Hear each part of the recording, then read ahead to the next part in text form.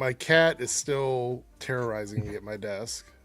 I don't know if you guys have ever seen my cat do this before. She is definitely like showing butt on camera. She's like, I'm just going to show butthole on camera. Okay. It's not even like when Pagey's not here, my cat tries to get me demonetized. Every time. Oh my gosh. Wait, stream died? Wait, No, stream died? it's just for Naruto. Oh, okay. And I've got cables and wires laying all around me. Let me tell you guys what's going on. By the way, with 3Dub's here with us tonight. Thank you for being here, 3Dub. No problem. All right. So you guys know last week, thanks to you guys, I was able to order a new microphone to go with the mixer that I have, which is great. I think it sounds really good. Does it sound good to you guys? Mm-hmm. Does it sound good? Okay. So I have this new microphone with the mixer. It lets me do line in and stuff. So if I want to do gaming or anything like that, I can use this. It's very simple, very, very easy to use. It has cool voices. Maybe we'll show those later. There's some fun voices on here.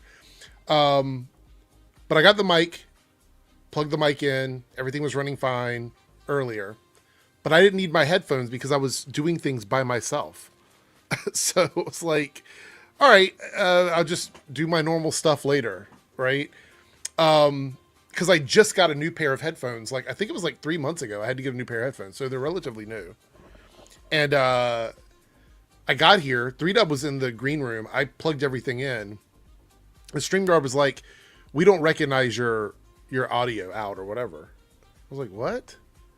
So I tried to use my desktop speakers. Those didn't work. Tried to use 2 different sets of headphones. Same brand. Those didn't work. I tried to do Bluetooth headphones. That didn't work. I tried to disconnect this mic and everything from here to use just the headphones. That didn't work. So I was panicking because I'm like, how can I stream? Like, honestly, what I would have had to do, which would have been really bad, is I would have used my mobile setup, which is like a completely separate thing with my mic and my tablet and all that stuff. I didn't want to do that because it's annoying. It's really hard to like add things and take things down with a tablet. It's just really difficult. So anyway, I guess I need to get new headphones now because these are my work headphones, so I can't leave them here. So I just happened to have them tonight. Right before we got started, I told 3Dub, I was like, oh shit, I got my work headphones. I'll just go grab those. So these work for now, but I can't leave them here. They have to go back to work. So anything you guys donate in Super Chats tonight will go to the headphone fund. So now we're going from the mic fund to the headphone fund. But all these upgrades are for you guys here because you make it happen. So I do appreciate that. So thanks to you guys, I was able to do this. You've got a little like LED light on the bottom of this. This is really cool. Like I actually got a good deal because I looked up podcasting microphones that aren't super expensive, that are XLR, which is dynamic sound. And this one popped up and it was like, it got really good reviews, especially combined with the mixer, that the same brand. And I was like, okay, let's try it. Hopefully it works. And it does. So it sounds good to me. Hopefully it sounds good to you guys too. Again, we'll go through the voices later. The voices are kind of fun. It also allows me to do custom drops. So if I want to like record myself saying something, I can record it and then play it back from the mixer. So it would look like I'm not moving my mouth. So yeah, it was kind of fun. Honestly, not expensive at all. Like literally you guys in the chat funded all of this last week. So thank you guys so much. I really do appreciate it. Anyway, 3Dub's here. Darren's not gonna be able to make it tonight. He did comment in the chat and said that he will not be here. I don't know if Paige is gonna show up. We all know that Paige just comes and goes when he wants to. So he may show up, he may not. Lance may show up, he may not. I don't know. But we have a few things to talk about tonight. We're going to talk about the Daredevil episode 4, which I know 3Dub is probably dying to talk about because it had Punisher in it, and that's 3Dub's one of your favorite shows from the Netflix era, right? Was the Punisher show? Yes, it was. Yeah. So see, he's excited. I know he is. It doesn't seem like it, but I can tell you. I was, excited, so. I was like, yeah, I'm like, I called it. Like I knew that someone was going to show up, and I called it. So you had a feeling already. I had a feeling someone was showing up, not Punisher specifically, but someone else. Well, we'll see how that goes when we get there. We'll talk about that in a bit. I want to talk a little bit about the Snow White stuff. Have you seen the movie yet? No, it's comes out tomorrow. I didn't know if you got like an early showing or anything like that. Are you going to see it this weekend? Okay. Tomorrow. Yeah. Keyblade Master Jeffrey here says, Eric, whatever happened to the podcast about crazy theory stuff about aliens? Paige and I talk about that from time to time, but it's never like a good time to do it. So I don't know what's going to happen with that. We were going to record like 4 or 5 episodes in one day, and we just never got around to it. I guess it's just not really a priority for him, which is fine. I understand. I still want to do it. There's a lot of stuff that I would like to talk about in a podcast that isn't this stuff, but it doesn't really fit in with the format of this podcast. So maybe we'll do it at some other time. I don't know. Maybe I'll have other guests on. We'll see. Anyway, so we're talking about Snow White. We're talking about that. Spider-Man 4 casting rumors and a bunch of other small stories that I want to discuss. And some stuff about Invincible. I know we didn't really get anything this week because there was no episode. But there was a release that said that the next season is going to contain a story that isn't from the comics. Yeah. And I can't wait to talk about that because I think that's going to be interesting. And I have an idea about what we're going to see. But anyway, let's talk about the Snow White stuff first to get this out of the way, because I'm not a massive, I'm not a huge Snow White fan. So I'm not somebody out here waiting for the movie. You're going to see it this weekend. I may or may not see it. I haven't made up my mind yet if I'm going to go. Not because I don't want to support it, but it's not a I have to watch this movie first weekend kind of movie for me. So I'll get to it at some point next week probably. I have a lot of family members, kids in the family and stuff that want to go see this. So I'll just go with them, and then it'll be like a family thing. By the way, guys, let me know if the audio is okay, 3W2, if it sounds good or not, because I'm still kind of testing the settings on it. The early reactions to this movie said that Rachel Zegler was really solid in it. Gal Gadot was probably the weakest part of the movie as a villain. And that the story was much better than expected because they updated it in the third act. So that was what I heard. We're going to read some of these reviews from the critics just to see what they're kind of saying for the negatives and everything. But I want to reiterate my opinions about Rotten Tomatoes and aggregate scoring systems in general prior to movies coming out. We live in a new era where the way people view entertainment isn't the same as the way it used to be. You know, you could release these early reviews and it didn't really affect the audience in a big way because studios weren't using things like Rotten Tomatoes in advertising, and we didn't have YouTube people using it to weaponize, hate against actors and directors and TV shows and movies and stuff like that. I think that the way Rotten Tomatoes works needs to be changed for like studios. I think it's quite okay for them to aggregate scores because there's nothing wrong with that. It's your own system or whatever. I think studios need to stop relying heavily on Rotten Tomatoes. Like, stop talking about it. Stop using it to promote your movies and TV shows. Just don't do it. Just ignore it completely. Because now we've reached a point where it's live by the sword, die by the sword, right? With Rotten Tomatoes. Because if you're going to use it to advertise something, then you have established to your viewers and to your fans that this is the standard. This is what you should be looking at when you make up your mind about whether or not you're going to see my movie or see my TV show. And it negatively impacts stuff. Because what's going to happen is people are going to see this 46%, and they're going to say, if they have a family, and chat, you can correct me if you want 3W, you can, disagree with me here, but they're going to see this, and if they have a family with like multiple children, that's a lot of money to go to the movies. And we have shortened windows now where movies are coming out quicker on streaming, and they can save a lot of money instead of paying, $10 a person to go to a movie with like a family of 5. You can pay $25 and watch it at home with everybody and make food at home and not have to buy theater food and all that. And that really is what I think is hurting the industry right now, because this movie may not be bad. Like, the people that decide not to see this may actually end up liking it. We saw this with the Marvels. We've seen it with other movies, Furiosa, things like that came out on streaming that people ended up loving. But they see this, and this tells them it's not worth their money. And they're not going to go check it out. I don't understand. The embargo system is flawed now. I think the way critics report to Rotten Tomatoes is flawed now. This is no longer beneficial to the public or the theaters or the studios. I think it's a net negative to the culture, in my personal opinion. It's fun to look at, but I think it hurts. Like, if you want to release these numbers after the first weekend, after Friday, Saturday, Sunday, and you drop it on Monday, and this is the score that we got, because then you get the critic score and the viewer score at the same time. Because right now there's no viewer score; it's just the critic score, which is 46%. What do you think, 3Dub? Do you think that Rotten Tomatoes affects whether or not people decide to go to movies now? Do you think it's a big effector of that, or no? Yeah, I think it does affect to an extent. Like, people, when they're like deciding whether or not to go, and they see Rotten Tomatoes, it kind of pushes the scale to the negative, and they don't go. Because they're saying, like, people don't like it, so I'm not going to like put myself through the same situation.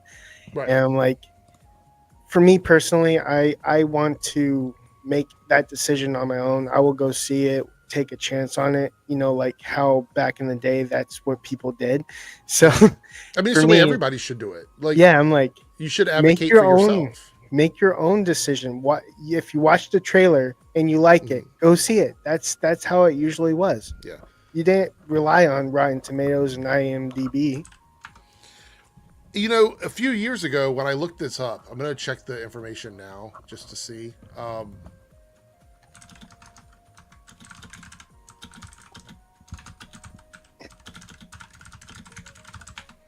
All right. I just want to see if there's any kind of information on how many people actually use Rotten Tomatoes. I feel like it's a pretty big number. Stephen E. here, thank you with the super chat for $2, says that he really liked it and he thinks kids will too. Ultimately, that's the big determining factor, is children. Because this is what happened with Moana 2. Moana 2 is a movie that a lot of people thought was going to bomb because it was basically a reworked TV show. Adults thought it was going to bomb. Exactly. Good clarification there. A lot of adults thought that it wasn't going to go well because it was a TV show that was reworked into a movie and they didn't see a lot of value in it. But when we're talking about movies made for families, primarily children, that's the determining factor. That's who decides if the movie is a success or not. So you could have all of these like big brain 50-year-old guys like me on here trying to break down the qualities of this film. It doesn't matter. At the end of the day, it doesn't matter. Like all these movies are targeted for children. If you're an adult dissing on a children's film, obviously it's not your thing. So why are you talking about it? It's for kids. For me, I grew up with, like watching Snow White, so I'm going to see this because I have a connection with it. So, yeah. And I feel like that's the vast majority of people going to see it are going to be people that are already fans of it or that have wanted to see this for a while. 46% though. That's weird. Let's take a look at some of the comments from the critics. I'm very curious. Read critic reviews. Let's see what we got here. We're not going to go to the full reviews. I will say that. I feel like these are like full articles. It would take too long. These are the quotes that they chose to put in these, next to their names. So it says here, Russ Simmons here gave it a positive score, fresh score. The visuals are duly spectacular, but this reimagined Snow White is missing one vital element, magic. So I don't know if that's him making some sort of allegory or if he's being literal. If literal meaning like the queen doesn't have magic? Yes, that's what I'm wondering. Yeah. I'm assuming she does. She transforms, right? From if she transforms, that's magic. That's basically magic. So I think he's trying to be sarcastic. Kyle, or he's talking figuratively, like basically there's no magic, no like Disney magic as the yeah. I mean, he could. Goes. That could be it. Yeah. Look, there's some people that just don't like these live action remakes, and that's fine. They're just going to feel that way about it. Kyle here from Wall Street Journal says gloss prevails over heart in nearly every scene, and plot beats feel contrived. That word gets used way too much. Contrived. I feel like we've gotten to a point where any sort of fantasy or setting that isn't based in reality is contrived from a lot of these critics. Wenlei from the night, I guess Australian outlet, the Nightly. It's too cheesy, too over the top, and too visually flat while brimming over with the hyperactive theater kid energy that's better suited for a Disney princess cruise ship show. That's the audience, though. That's the audience you're literally speaking This is to. literally the audience they're trying to court, or the ones that want this. I feel like if you don't see that, then you're missing the mark. If you want an adult Snow White, go watch Snow White and the Huntsman. True. Or watch the Grimm version, if there is one. I think there is, actually. All right, let's see. We're not gonna go through all these. I'm just gonna skip through them a little bit here. See what they got. Jeff York gave it a 2 out of 4, so technically a 50. Says this new take might try to be more adult, but it ends up being clunky, often strident, and an uncomfortable blend of modernity and old-timey storytelling. Uncomfortable blend. You know, it makes me wonder if there's even any point in trying to appeal to critics sometimes with these things. I'm curious primarily on the audience score. I want to see what the audience end up giving this in the end. Only because I care more about that than anything. I know all of these votes can be manipulated, but I think sometimes critics forget these are supposed to be fun movies. Yep. Avi says, sweet and delightful with great production design, but lacks the magic and charm. There we go again. Of the beloved original. Beloved original? I don't think anybody, like the fans of that haven't had a lot of it over the years. It's been kind of forgotten, which is why Disney decided to reboot it in the first place. I always wonder what is the meaning of the word cheesy for critics? Like, is it like too jokey? Meaning that it's trying too hard to be funny, I think is what they're trying to say. I kind of like those jokes, but I think kids get it too. We have to remember these movies are made for kids to laugh. Yeah, and if you have a kid at heart, like kids like fart jokes. I'm not a big fan of fart jokes, but kids like fart jokes, right? So you make a fart joke and kids laugh about it. That's what it is. This is the audience that the movie is trying to like appeal to. Do kids actually know if someone's bad acting? No, they don't. Probably not. No. Although I will say there's a lot of people have said that Gal Gadot isn't particularly good in this movie with singing and stuff. So I don't know. I'll have to hear more of what that. I heard a clip. It wasn't great, but you know. Let's see. Neither good enough to admire. This is from Manola. Neither good enough to admire nor bad enough to joyfully skewer. Its mediocrity is among its biggest bummers. So, okay. This is one of the things I want to address. And this is one of the problems I have with Rotten Tomatoes. A mediocre or average movie is not a bad movie. Right? It's not a bad movie. A mediocre movie, average movie, is okay. It's just an okay film. It means that you may not remember it in a couple months, but you didn't hate it. It's all right. I need to say this every time we come back to these reviews, and it feels like a lot of the critics have sort of gone in this direction too. I come back to these reviews, and I feel like we've gotten away from just knowing that movies can be just good movies. They don't have to be great or awful. They can just be okay. They don't have to be a masterpiece to be enjoyable. What was that? They don't have to be a masterpiece to be enjoyable. Exactly. Most movies aren't masterpieces. The vast majority of films are just okay movies. Even the ones that think they're masterpieces aren't really masterpieces. Well, maybe sometimes. It's just a personal opinion. Yeah. Let's see. I just checked here online, and it says there's been no official study done for Rotten Tomatoes to find out if people would choose to or not to. But it does say that overall, the professional opinion is Rotten Tomatoes does contribute to shaping public perception and can directly impact the film's success at the box office. So I needed to see if that was the case. Rebel Scum here with the $7.99 super chat. Thank you so much for the super chat. Very generous of you. Give me a moment to buy a ticket, then walk out like the big man I am. Yeah, so I've seen at least 2 people now that have taken pictures of themselves in their car, both adult men by themselves, have taken pictures of and I think it's relevant. I know people aren't going to like that I point that out, but I think it's relevant. They're adult men, no families, no kids, going to these movies by themselves only to walk out and to pretend to be so offended that they had an awful time at a children's movie. It's a little weird, honestly. It's a little weird. I think if you're going to see a movie as an adult man by yourself and it's primarily a kid's movie, you need to understand that that movie is not speaking to you. It's not telling you a story. You are there to partake in the fairy tale that exists in front of you. It's not supposed to cater to you. It's not what it does. But you got to get those clicks on social media. If you're paying for a blue check mark to make money, you got to do something to get that money back. Amethyst here, team member for 61 months. Good to see you, Amethyst. Hope you're doing well. Like the later times, sorry about the headphones. Yeah, these are my work headphones, so I don't know if I'll be able to keep them here or not. I need to buy a new pair. So again, all the super chats from both channels will go to buying me a new set of headphones for next week's stream. So you should buy another one with the same brand since they work. You know what, 3Dub? That's actually very smart. I didn't think about that, but yes, you're probably right because they do work, so that makes sense. Anyway, let's see a couple more here. A movie I'm not going to remember from Jeremy Johns. Okay, that's fine. You don't have to remember it. I would not expect an adult man to necessarily walk away having a massively memorable experience about Snow White. No. Let's see. Oh, Alan here from Film Threat. This is a piece of garbage person. Sorry, I had to call him out.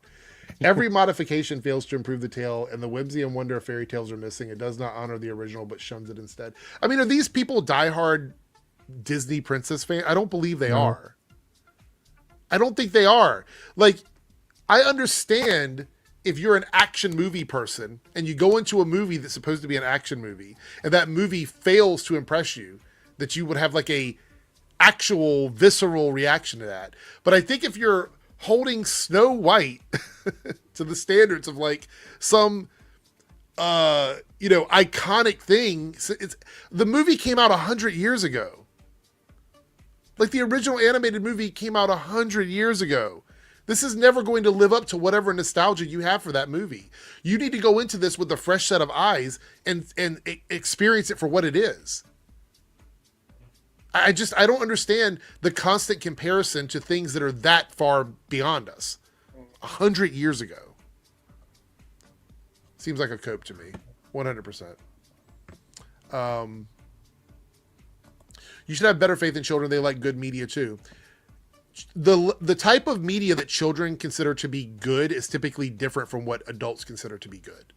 So you may find something bad. Like a kid's not going to sit and watch something at the level of Handmaid's Tale, right? They're not going to watch something like that. They're not going to watch. They're not going to watch the horror movie Pooh Bear. Right. What I'm saying though is like all of these like critically and fan acclaimed TV shows that we think are great, kids would be bored by those. They'd be falling asleep. They would be playing on their tablet.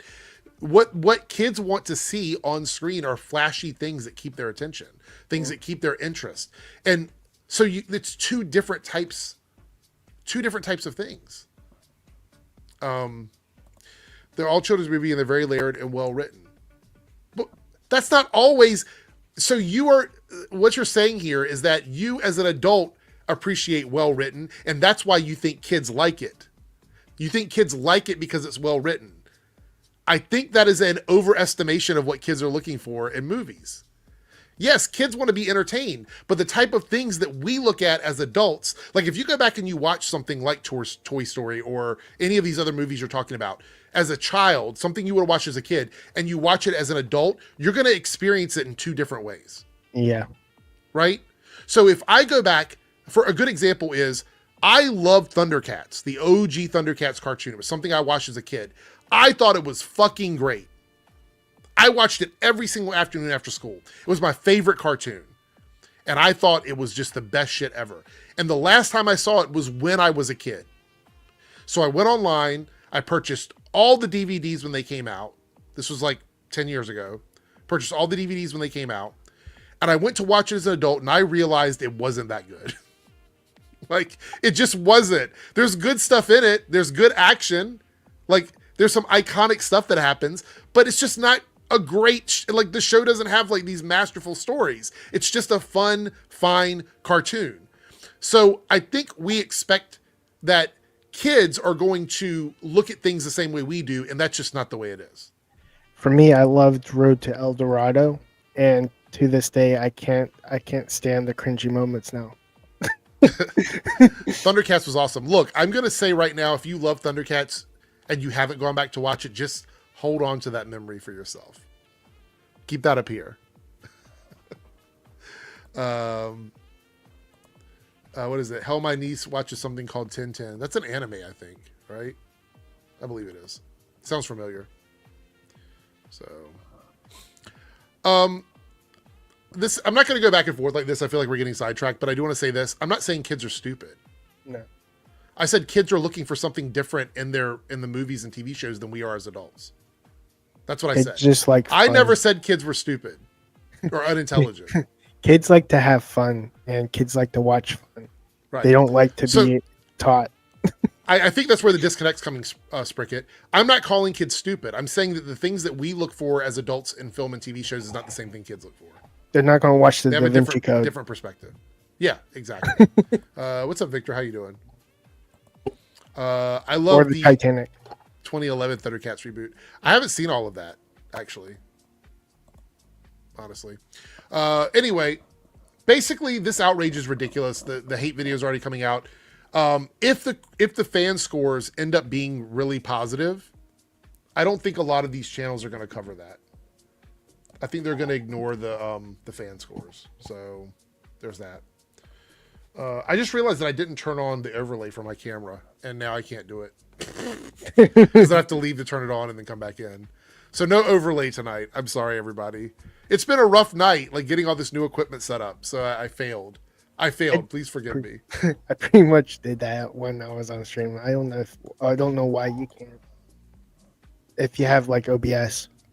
I would, but if I turn it on, won't it like turn off this camera? No, if you switch the camera, it won't. I don't basically, I'll do it on my end so I can show you. I don't trust OBS. You don't? Okay. Anyway, let's see what else we got here. Should we talk a little bit about okay, here we go. Let's talk about this. This is from Daniel RPK. And let me add this to the screen here. Haven't used OBS in a while. It has to update now. Oh my gosh.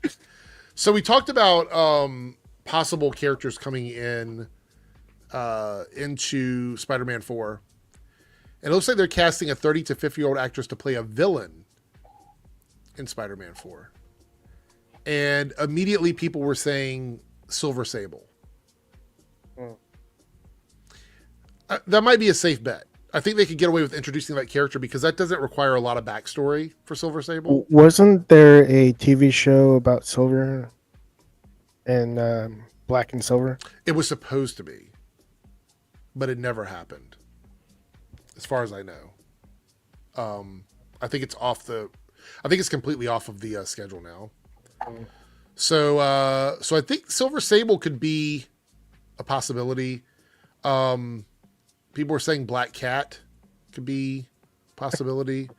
Black Cat would have to be 30. Yeah, that's what I'm saying. Like, I feel, but the thing is, I think people have to remember also, just because they're casting in this age group doesn't mean the character is going to be this old. Because sometimes they'll cast older and still make them younger in the movies. So I think that just because they're casting in that range doesn't necessarily mean the character is going to be. Yeah, with characters like Black Cat, you need something like along the lines of the age group that Tom Holland's in. Yeah. So Black Cat's not really a villain, but Black Cat does villainous stuff. If that makes any sense. She steals. Yeah. So you can make that a like a misdirect, if that makes any sense. Like you could have it so that Black Cat does things that are villainous, and then Spider-Man has to stop her. Without making her a full-fledged villain. So also, it's more like he stops. Basically, Black Cat is kind of like an anti-hero. Basically, she will do heroic stuff if it benefits her. Yeah, true. There's a lot of characters like that. Naruto says, member for 36 months. Thank you, Naruto. Speaking of Snow White, did you hear about the Daily Wire shakeup earlier this week? I did not. I'll look it up before we end the stream. Actually, let me go ahead and do this now.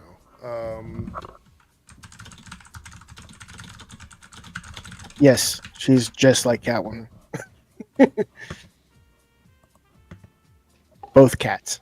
Yeah, it's so funny that those characters are both kind of sort of like anti-hero, gray hero type situations. And have love interest yeah. with the hero. Yeah. Let's see. So I'm just going to ask you, is it about the CEO situation, Naruto? If it is, I'll leave this tab open and we'll talk about that later. If it is about the CEO, if that's the news you're talking about.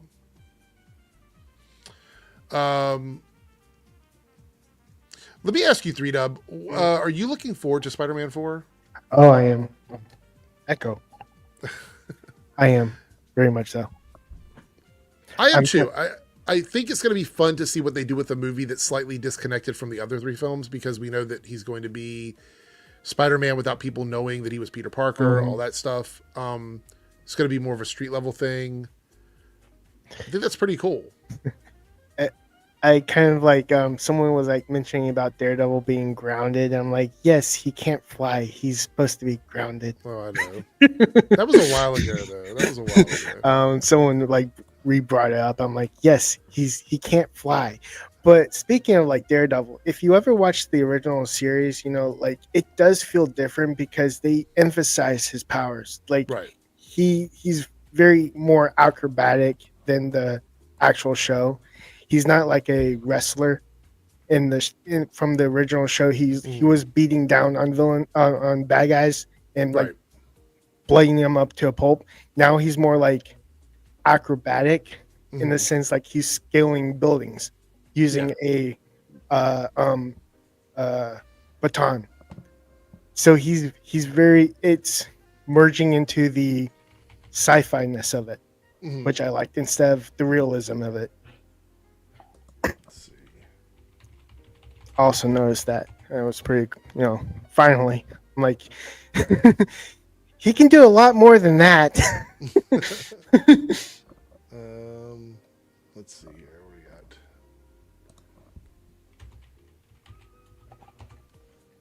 He's more than a fist. He can do other stuff, you know.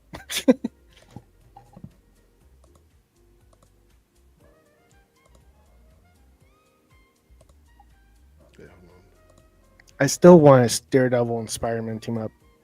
I do too, 100%. I'm a really good lawyer. Let's see here. Oh, and there was a mention of a scroll in this episode too. I saw that. Yeah. I'm actually switching over that. We're going to talk about that now. If you guys haven't watched Daredevil Born Again episode 4, you might want to tune away now. We're going to start talking about that. So here we go. All right. So I want to first, I got to rant a little bit before we get started on this. So many people were like, Eric, you have to do rant and reviews again. You have to bring the rant and reviews back for Daredevil because we haven't had them in forever. And I'm like, no, those videos don't do good anymore. Nobody watches them. People prefer to watch me live. So I usually do clips. I don't do a lot of videos on this channel much anymore. Because I do 2 live streams a week, sometimes 3. And they were like, no, we're going to support it. I'm not calling you guys out here in the chat, but anybody that's watching this on playback, people aren't watching the rant and reviews for this. They're not watching them. I've done 2 of them now, and both of them have underperformed. The one I released this morning has underperformed. And I'm like, so is there any point? I mean, do you guys want me to keep doing them? I don't know. Let me know in the chat what you think here and on playback. Because the thing is, I don't mind doing them, but I also like talking about them live because I get to, when I'm here talking live, I get to see what the chat says. And then we can talk about it that way. With my rant and reviews, it's more of me just giving my thoughts on it without any sort of feedback. And that's fine. I can do that. But I find it to be more engaging doing this. So if you guys want me to continue to do rant and reviews, I will. They only take me like 10 minutes to do. But if you don't care, I mean, I might just clip out my thoughts here and turn those into videos. I don't really see a point in doing a separate rant review, but I could be wrong. If Pagey were here, he would say I was wrong. So I don't know. And that's how he does. Anyway. Look, South Texas Shark. I don't watch the show. Okay. Fair enough. So Naruto, if you want to catch up and you don't want to miss anything, just pitch it up by like 1.25%, and eventually you'll catch back up. So, all right. With that being said, the title of this episode is Sic Semper Systema, which I looked it up, and it seems like the translation is "Thus is always the system," which is basically saying that the system is always there. It exists. It just continues. And what we got to see this week, I thought, in my review, which I gave a spoiler alert, 10 out of 10, we got some of the best stuff we've gotten in Marvel acting in years, I think. In this Actually episode. teared in this episode when watching Did you really? Yeah, twice. So everything sort of worked for me. I didn't tear with Foggy. That's the disappointing part. Like, I didn't cry when Foggy died. I teared up when White Tiger died. Yeah. Well, we have a couple of things. The biggest two things we have happening in this episode are the stuff with Fisk, Vanessa, and dealing with the city sort of holding him back, I guess you could say. Mm-hmm. So we have that going on. We have the teasing of some stuff happening with Muse in the city, which that's frightening as fuck, but we'll talk about that in a second. And then we have the stuff with Matt and dealing with this guy that's being taken through the system because he stole some boxes of candy. Because he's got a prior track record, so that's why they're taking him through the system. So for me, it's like so many things happening, but all of them very well done. So let's start out with the Fisk stuff. So we have him going around the city, listening to different versions of "We Built This City" on rock and roll. And it looks to me like he's dead inside. Like when he's at these events, it's like he's there, but he's not there.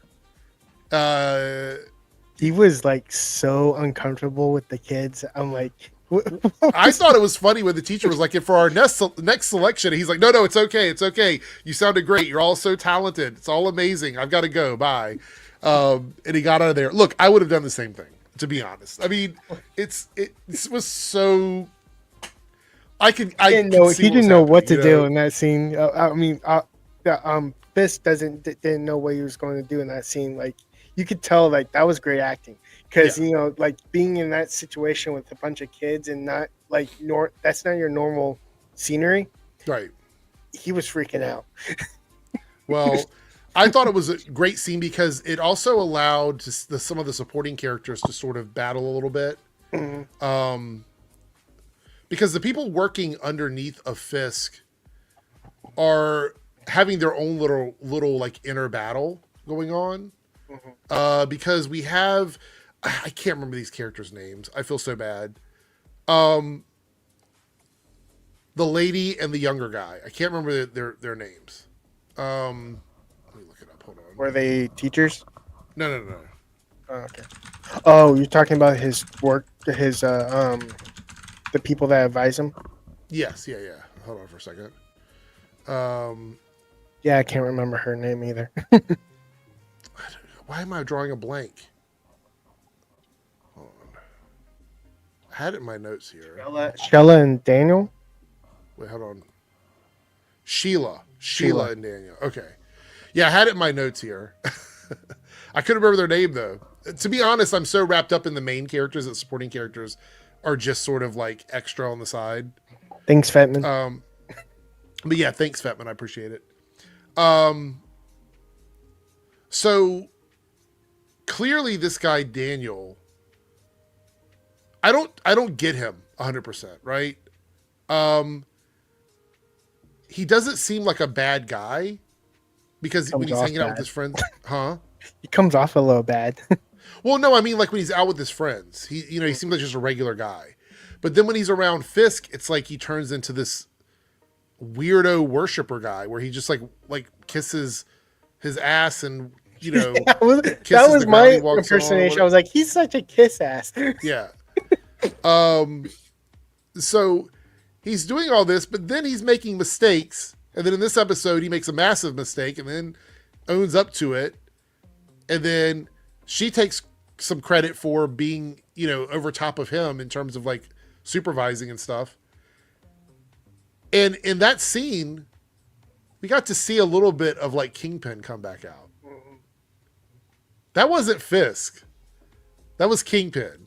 When he was yelling at everybody in that office, I'm like, this isn't Mayor Fisk. This is the criminal Kingpin, like, coming back out. Yeah. And I thought it was great. He also doesn't like red tape. He wants things to happen in the city. And I think he wants to do that because he wants to screw over a lot of the other criminal organizations that are there, like push them out. So he has total control over everything. I think that's the plan, which is brilliant, but he's going to be impatient. All of these things he has to wait for are just going to drive him up the wall. And then he has the stuff going on with Vanessa, which that's the big thing, is they're still in, therapy together. And let's see, do we have any of those pictures here? Let's see. They're still in therapy together. And clearly there was some other stuff going on with this guy, Adam. Now, I was not familiar with Adam. Can you tell me, was Adam someone that was from the original 3 seasons, or is it someone that we've not met yet? Adam is someone we haven't met yet. I don't think he was in the original series. So chat, correct me if I'm wrong. Call me an idiot, whatever. I don't think I don't remember this guy. I thought maybe he was like an art dealer or something that they met in the original series, but I don't think he is. Jesus, why do I have so many? Here we go. So, we have them in therapy, and the therapist is allowing Vanessa a chance to talk about this relationship. And Vincent was so amazing because he looks so uncomfortable as Fisk while this is all going on. And she's talking very sexual about this guy, Adam, right in front of Fisk.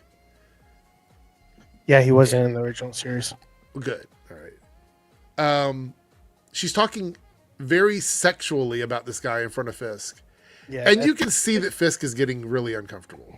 Mm-hmm. It's very obvious. And so when they leave, when the session is over, she pulls Vanessa aside and she's like, hey, if there's anything that could ever happen or anything they would ever do to you, blah, blah, blah, whatever. And she says no. Now, I think personally that is leading up to maybe something happening with her before the end of the season. And chat, you can tell me if I'm wrong here. The 3Dub, whatever you think about this, I guess, if you have an opinion about it. I actually think that Vanessa is going to either be seriously hurt or not make it till the end of the season.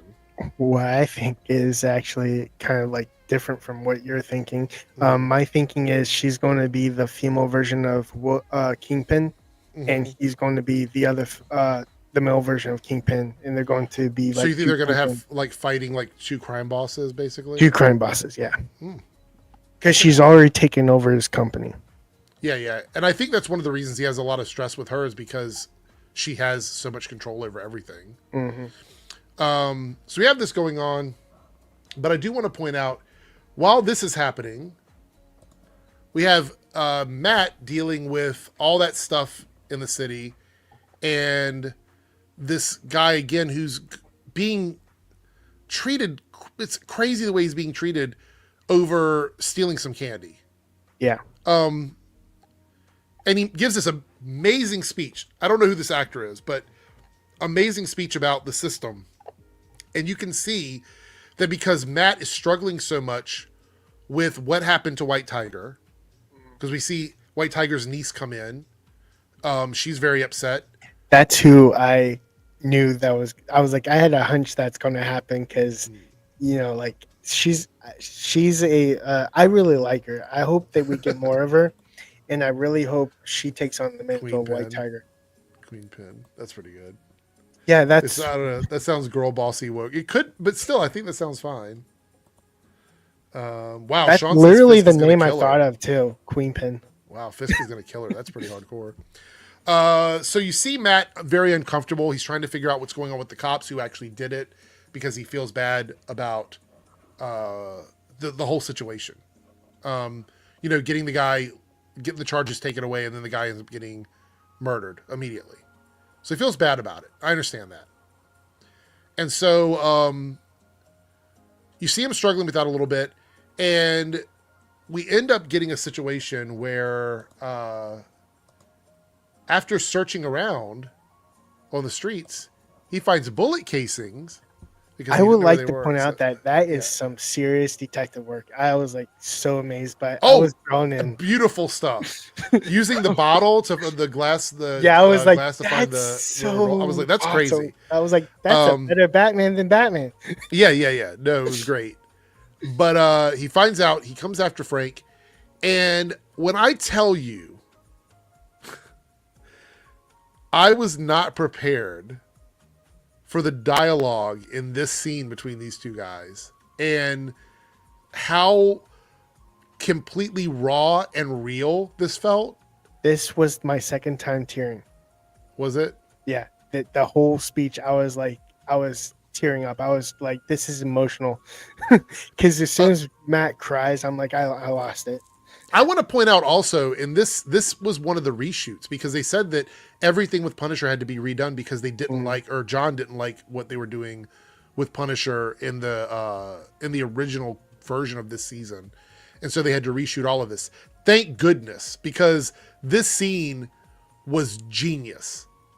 This shows you the very clear divide between how the Punisher views crime, vigilantes, and doing the right thing, and how Matt views it as Daredevil, and how close they are. It's like a razor's edge between them on how far they will go to get what they need to get done. So Punisher doesn't seem to, in this moment, necessarily care about the stuff with the cops, but I think he's going to. I think he's definitely going to, because something's going to happen that's going to trigger all this, because they wouldn't have had this scene if that weren't the case. But Matt comes in and he tries to make Frank feel bad for doing what he's doing as Punisher. And then he flips it around on Matt and pushes Matt a little bit and tells him to say the name, and Matt didn't want to say it. And this whole fucking scene was so good to me. So good. I can't even put into words the level of how good this was. I honestly, when the episode was done and I sat back and I'm like thinking about, do I have any issues? Do I have any complaints? Fuck no. I have no complaints with this whatsoever. Literally awesome. This is on the level of them on the rooftop talking, and the Daredevil and Daredevil being tied up and Punisher being like over the top of him and just talking down to Daredevil. Yeah. It's like that's on the level of that. And plus, like when he makes the point where, like when I put them down, they stay down. They don't get a second chance to do bad to another family member. Right. Yeah. 100%. Just crazy stuff. All right, so we get to the end of the episode. I think there's a picture of it here in this little. Wait, maybe not. Was it here? Was it on this one? That's the same one. Hold on. Let's switch over here to this. So we get a little bit of Muse, the beginning of the episode and the end of the episode. Still wondering who he is. Crazy serial killer graffiti artist? No, I meant like his actual face. Oh, right. This is terrifying. Like at the end when we saw his little lair, he was like drawing blood out. Yeah, and he had bodies hanging up on hooks. What the fuck? Just the visuals of that. I was like, okay, I know in the comics how graphic this gets, but the fact that they're doing this on a Disney. I mean, I know it's a show for adults, but it's pretty rough. And I'm like, this is only going to get grosser from here. Like, this is the starting point. The starting point is him hanging bodies up on hooks and draining people of their blood. That's the starting point for this character. I'm very shocked too. This is frightening. I would not want to encounter this guy. And it's going to be very interesting to see how Daredevil manages to deal with this, because this is someone who clearly has no boundaries. This guy just has no boundaries whatsoever. With Daredevil, you have the gray line. With Punisher, you have the black line. This one's just flat out abyss. Yeah. We also saw that after all of that stuff happened with Punisher, it looks like we're going to see Matt put the suit back on, go back out, start doing his stuff as Daredevil. Finally, episode 5, we're going to bring him back, and then we're going to have him for the rest of the season, I'm hoping. So this was a great to see him back and back on the rooftop practicing and all this stuff. I'll be honest, as much as I want to see him back in the suit, this episode was so good, and we never even saw him do anything. There was no fighting whatsoever. I was like, this is like so awesome. Where's the suit? Yeah. But I feel like people are ready, right? Aren't people ready to see the suit again? I'm like, I've been ready since the first episode. I'm like, I want more. Give me more. Then we had this scene with Fisk, and this was the one where we find out that Kingpin is back. Looks like he's coming back too. Did he ever leave? He was back. He was never gone. He was never gone, right? He never left. He's got Adam locked up under the basement. I don't know what his plans are for this guy, if he's going to kill him or what he's going to do with him, but just he seems like he's like excited that he's able to control this aspect of. Does Vanessa know this, or is she going to find out about it? No, I don't think she knows this. So you think do you think this might be the beginning of like basically her? This is her Queen Pen origin story right here. Is that what you think it is? I don't know. 10 out of 10 episode for me. I don't have much else to add about it. The chat, you guys, what would you give it out of 10? I'm still surprised that we still got a scroll mention. I'm like, that's another like point in the whole like it's attached to the MCU now. Yeah, for sure. But I also thought it was funny that that Matt was like, no. I'm like, no, I know. Not going to get away with being a scroll. Not going to happen. Like I came across those. You're not him. You're not them. Anyway, so South Texas Shark with a $2 super chat. Thank you so much, South Texas Shark. I haven't been keeping track of it tonight. We are only 2 out of 10. But again, this goal is more about me just trying to get some new headphones that works. Like 3Dub said, I'll probably just end up buying another pair like the ones I have. Maybe a different color, or I'll buy a new pair for work and then keep these here because 3Dub says he likes the color. So I like silver. Okay, so maybe we'll see where we go with that. But thank you again. 2 out of 10 super chats. We have an hour left. Do appreciate it. Where is it at here? I had another one. Where's that? Yes, 2 episodes next week. Oh, that's right. It is, isn't it? And then it's 1 and then 2 again. Oh my god. Maybe. I'm so ready. I am so ready. So, South Texas Shark, what's good in the hood is I like my new audio setup, except for my headphones. That's what's good in the hood. I'm in the hood. Yeah. Is this what is it, Arrow season 1? He told Vanessa he won't kill Adam, didn't say anything about not beating the crap out of him. Yeah. McLeod says, anyone want to guess what Frank may do or say further about NYPD officers adopting a skull on their ammunition and gear as the series moves forward? I think he's kind of not bothered by it now, but something is going to happen that he's going to get like really pissed off about it. I think he has like a screen, like his emotions are screened, meaning like he's faking what he actually feels because he doesn't want to acknowledge. He's very like hard-headed. He doesn't want to acknowledge his feelings, his true feelings to Daredevil. Right. So he's masking it. All right, so we got these are our bonus topics tonight. First one I want to talk about is AI. Woo. Okay.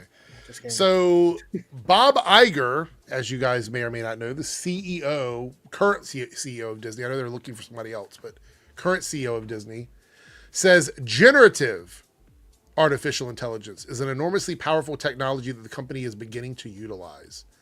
This is bad news because this is not supplemental or assisting AI, generative AI, which means this is literally something you're typing a prompt into and it's making it for you. Oh. It's going to get to a point where when the companies start making actual full-on AI stuff, I will stop talking about it. I will never, ever, and I mean this, I will stop supporting companies entirely before I start endorsing generative AI. Like for me, if you start like not hiring real people and just use AI for everything, I'm not going to support the movie because that goes. That's the direction they're going. That's going against creativity. Yeah. We don't need AI to replace creative stuff that people do. If you want to use AI to replace pencil pushing, bureaucratic stuff that can be done faster, that's fine. But we don't need AI replacing artists. Mm-hmm. That is garbage. It's not the same as somebody here on YouTube that might be using AI for fun. These are companies that are replacing artists to sell things to people. Not only is it ethically wrong, but it's environmentally bad because they're going to be using it at a scale much more than just like a hobbyist. These will be companies using it to make full-on TV shows and movies. Fuck that. No, I won't support that. If Marvel comes out and does a fully AI movie about Spider-Man, I will not watch it. I will not talk about it. I will not support it. I'm a fan of Spider-Man. If they do this to Spider-Man, I'm not watching either. I just can't. I can't bring myself to do it. I think it's one of the scummiest things we're dealing with right now is replacing creativity. I don't think people fully understand that. Like if you are an artist and you're like, I'm going to paint a picture, but then I'm going to run a assistant AI filter over that picture, you still painted the picture. Yep. But when you go into a prompt and you say, make a picture of a mermaid flying through the air with a spear, you didn't do anything. Nope. I'm sorry, you didn't do anything. This is garbage.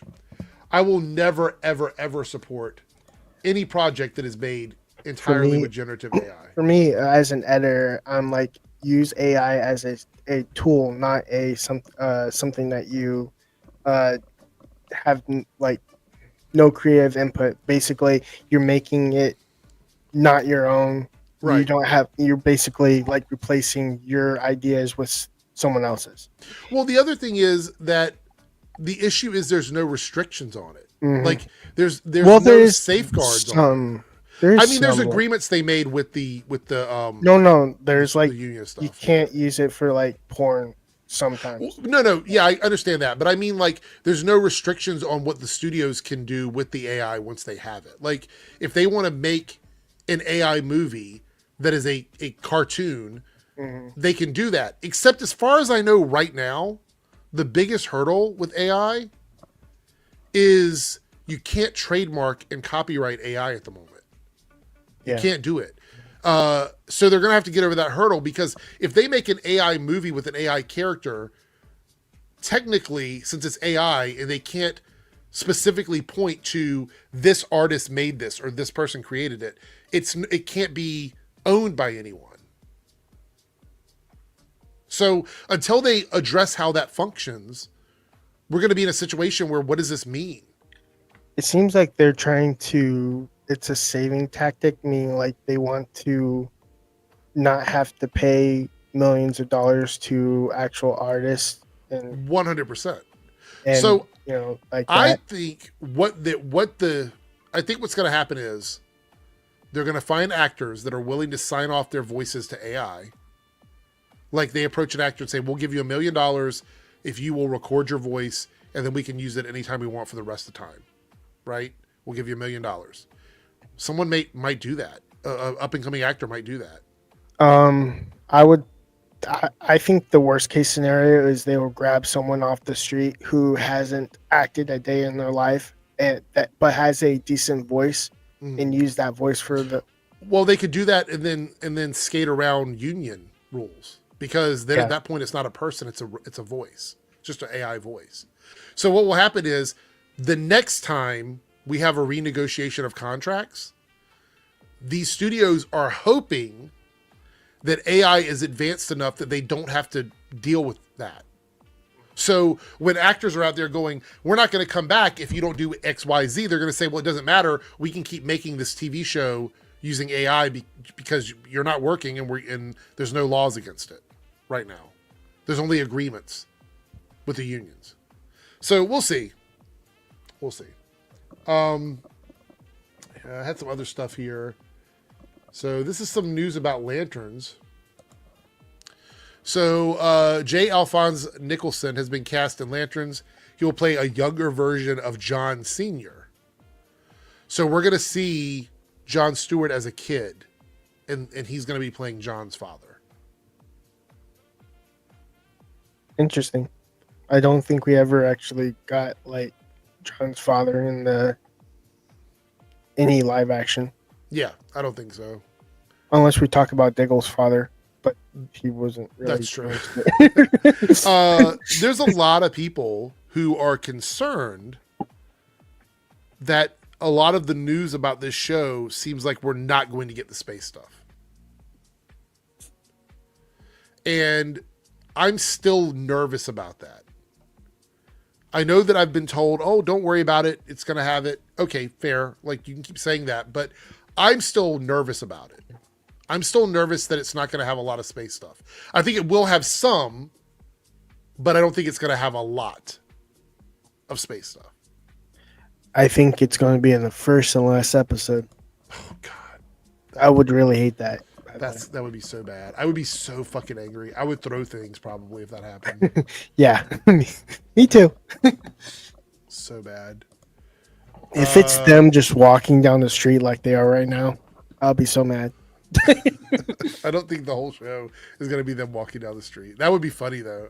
Actually, I wouldn't be mad. I would just laugh at it. I'd be like, wait, they're just walking down the street in every episode, trying to catch a bus. This is like the road trip talkathon, you know. This is what we're gonna be doing, you know. The whole like diagram, that like how step by step to be Green Lantern.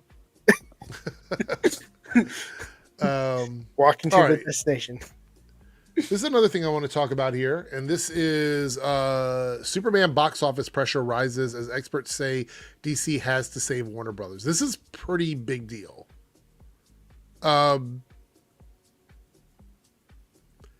I don't think DC can save Warner Brothers. I want to be wrong about that, but I don't think I am. I think that's a pretty tall order for DC to quote unquote save Warner Brothers. In order for DC, look, I'm going to be honest. In order for DC to save Warner Brothers, no David Zaslav. Well, yeah, that's a big one. But in order for DC to save Warner Brothers, you would have to be putting out the same level of content as Marvel. Yeah. Which means like 2 or 3 movies a year, a few TV shows, and some cartoons. You have to be doing that every single year for DC to save Warner Brothers. And have like a well thought out story that's planned 6 years in advance. And you don't change your mind like you split like Batgirl. Well, it says here, David Zaslav bet big that they can show the world that DC IP can have real value. Well, we already know it can. I don't know why he's saying that like it's not happened in the past. Arrowverse, $1 billion Netflix deal. Yep. Superman is the first movie that will set the tone. They have a tremendous amount riding on it. Experts claiming that WBD is very dependent on Superman's performance through DC. Oh, jeez. So, you know, the thing that makes me nervous about this is I want the movie to be good, but not because I want it to save Warner Brothers. Like, that's not why I want it to be good. I want it to be good because I've been loving the more recent Superman stuff we got, like My Adventures with Superman, Superman and Lois, and now we're getting this. we've had some really good Superman stuff in the last few years. So I want it to be good because I have sort of reestablished my love of Superman. It fell off for a bit because I think people found him too complex of a character to understand. And I know that Zack Snyder wanted to bring it back down a little bit with his Man of Steel movie and make people sort of feel like they could relate to Superman again. So I understand that part of it. But I felt like people didn't really understand that Superman is a complicated character, but also not complicated. Because all you have to do, if you want to write a story about Superman that people would resonate with, is remember that Superman always wants to do the right thing. Mm-hmm. He wants to try, and he's not always going to succeed. There's times when Superman fails, but ultimately at the core, Superman just wants to do the right thing. That's the type of character he is, which is why when you get these evil versions of Superman, it's so jarring because Superman, Clark Kent, Kal-El is a good person. Yeah. Like a genuinely good person. So that's why the evil versions always feel the way they feel. And yeah, go ahead. I really hate when, like, my only critique in like Man of Steel Superman is it's too dark for this Superman. Like, it's a good movie. Obviously it was me and you like it. So I'm like, I do get the likeness of it, but at the same time, that's not technically Superman. Superman's all about hope, Right. lightheartedness, a person you can hug.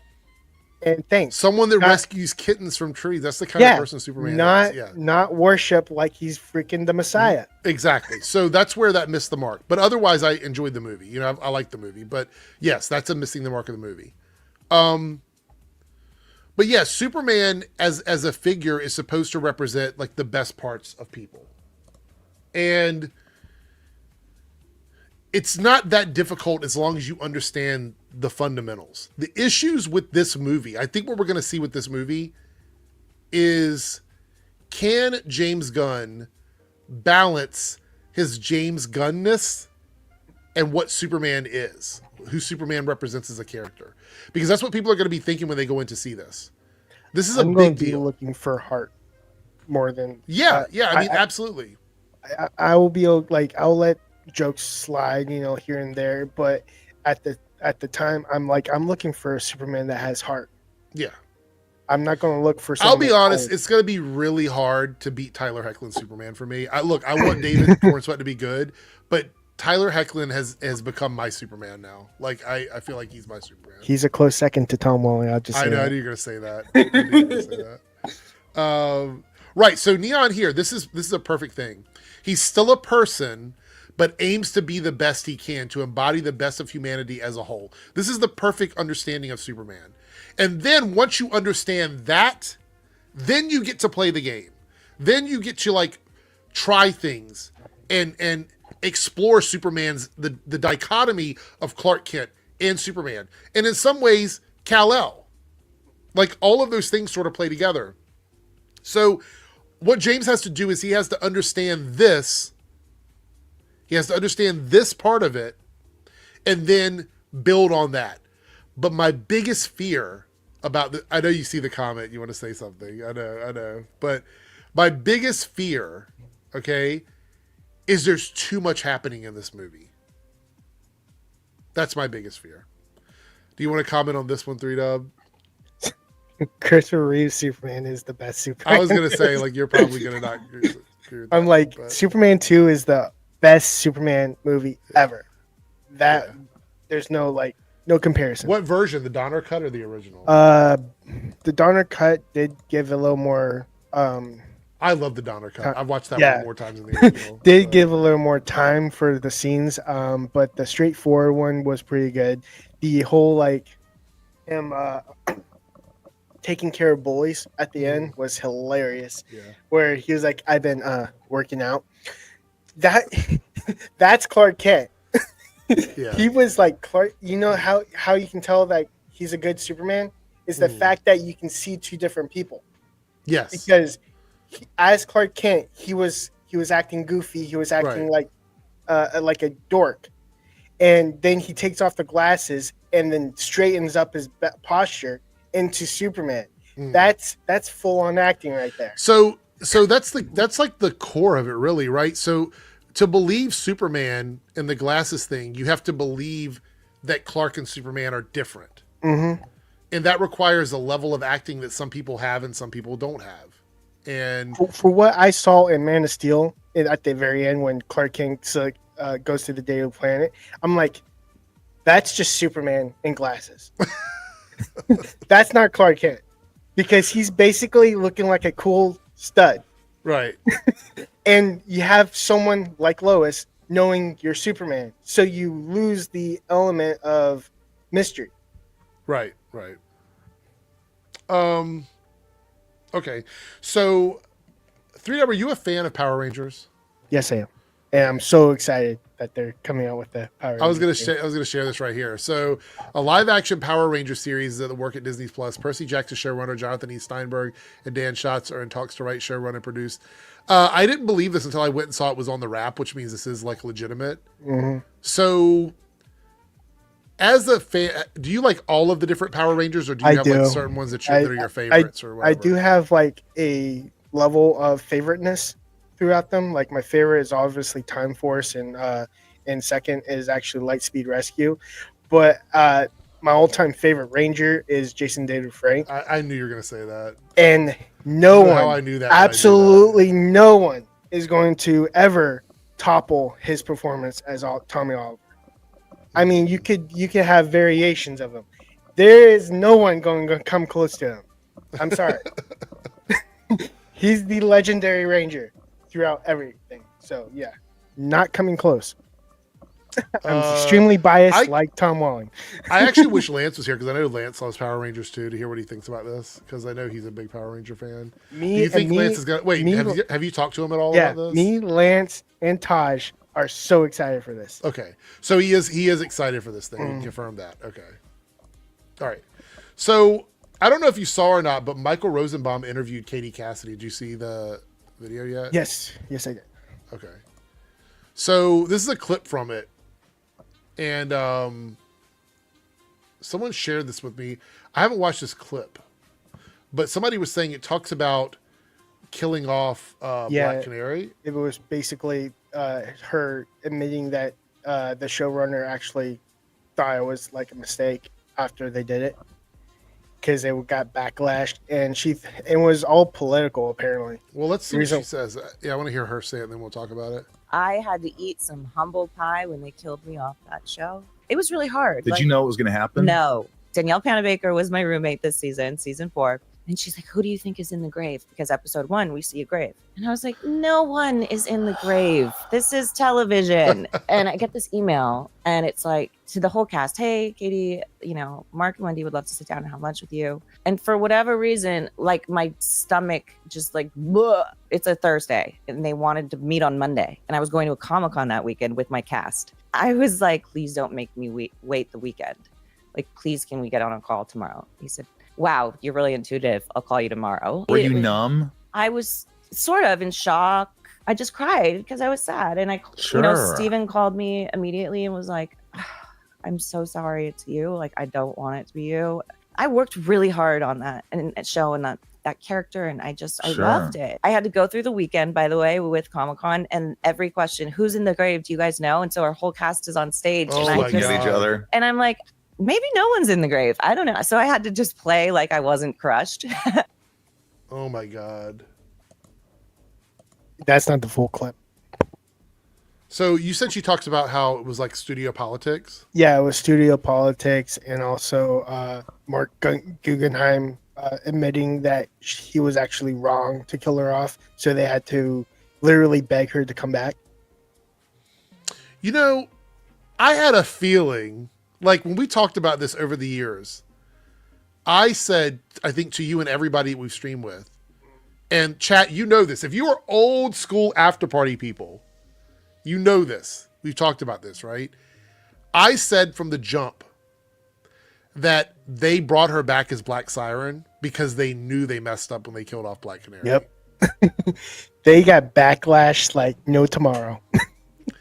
And I don't know if she goes into it on the show, but I have seen people talking about it, that it was 100% because Felicity was the love interest and they didn't want to have Laurel around anymore. Yeah, it was political. So that's what happened. And it bums me out because Paigey's here. So, yeah, I see him in the chat. I'm not pulling that up on screen. But it bums me out because when that happened, I was like, I know for a fact they brought her back because they realized how badly they pissed off so many fans. And no offense to Earth 1 Laurel, but I think Katie killed Earth 2 Laurel. Like, that was such a good role for her. And I feel like they should have taken her original Laurel to that level. Mm-hmm. That should have been the like elevated version of Laurel that we got, and then we skipped over that and we got Felicity. I should have this just came to me. Like, what if they didn't kill her off? What if during season 3 where the particle accelerator explodes, that should have given Earth 1 Laurel her powers. Yeah, 100%.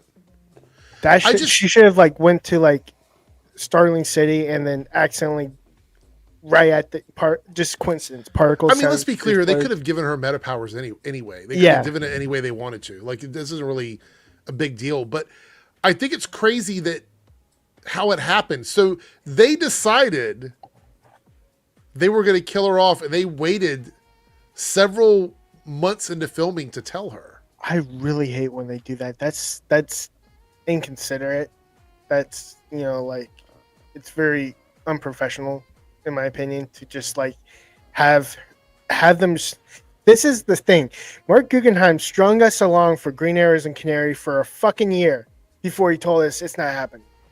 Yeah. He did it with all the cast members too. He strung them along. And then he tells them on the day of Comic-Con, you're not coming back. What the fuck? I don't know. Do people actually react to this stuff and not get flagged to the Inside of You podcast? No. It's a public thing. So Michael Rosenbaum doesn't flag people for using clips? No. Okay. All right. I didn't know if I was going to get in trouble for doing that or not. Yeah, it's so crazy. He's so nice. Crazy to me. So I said Lex on one of his live streams. He goes diarrhea. All right. He's so nice. So get ready, everybody. TikTok users are planning a large takeover of YouTube Shorts on March 25th. They're aiming to flood the platform with brain rot content. And I learned that brain rot is actually people using AI voice just to have pointless conversations for a clip. Learned that one too. Well, I mean, that might be what they call it, but brain rot content is typically just low effort content. It's kind of what it means. But no creative. Yeah, just doing dumb shit. Yeah, so get ready, everybody. I guess it's a YouTube. If you're a YouTube Shorts fan, oh my gosh, Paigey. If you're somebody that watches YouTube Shorts, get ready for brain rot content. Oh my gosh. Okay, so I had one more thing here to kind of discuss. Oh, actually, it's more than one. So this is unfortunate. Apple is reportedly losing $1 billion a year on streaming, and I looked into this a bit more, and this seems like a big problem. However, the reality is that Apple TV and the shows on Apple TV are not meant to make money specifically for that platform, because Apple uses it to sell products. So the money that they're losing on shows is essentially advertisement for products. That's the way they see it. Yeah. So as far as I can tell right now, all of these shows are, I don't want to say a write-off, but it's a negligible loss because they're selling so much in product. Yeah. Let me look this up. Not really a big hit to him. Yeah. So,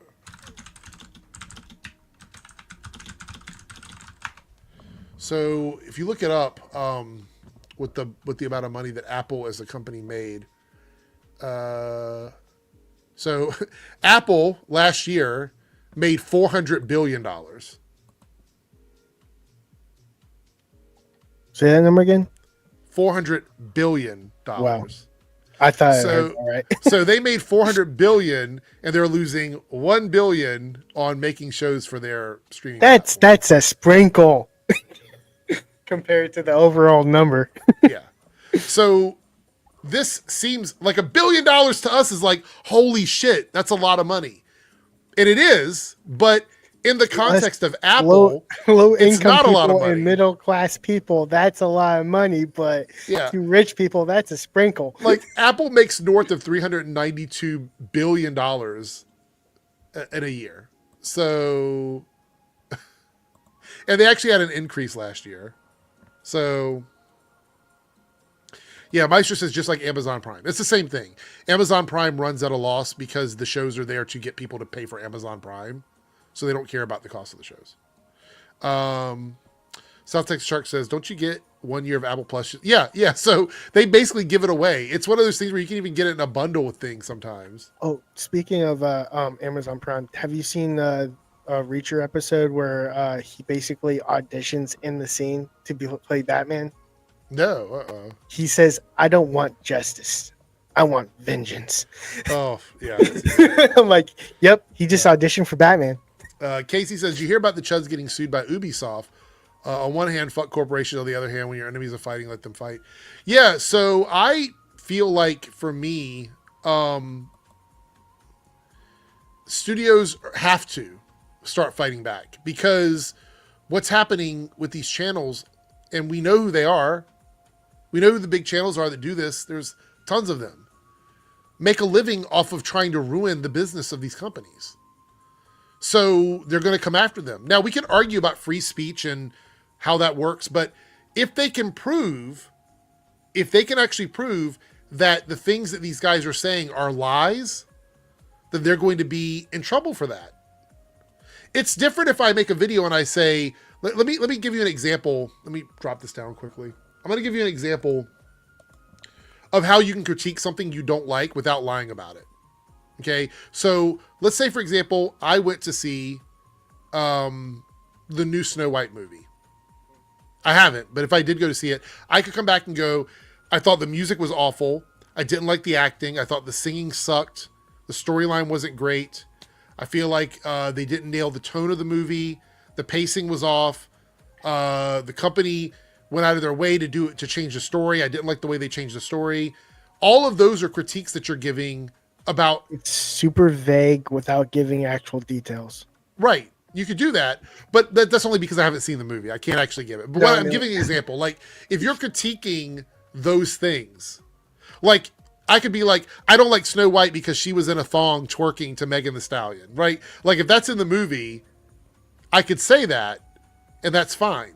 But if I come out and say, Disney is getting paid by activist people who are spending $5 million to make a movie about LGBTQ drag queens reading books to children, if that's all a lie, then that affects their sales, and it's against the law to do that.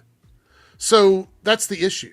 I extremely hate when people say I don't like the acting, so that's the reason why I hate the film. I'm like, give me an example. Otherwise, I don't believe you. Right. They have to be able to explain it. Paigey has dropped in. I don't know where you've been, Paigey. You're an hour and 20 minutes into the stream. Oh. Hold on.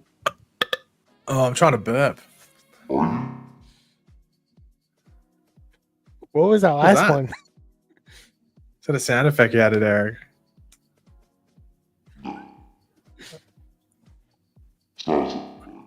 Oh, okay, it was him.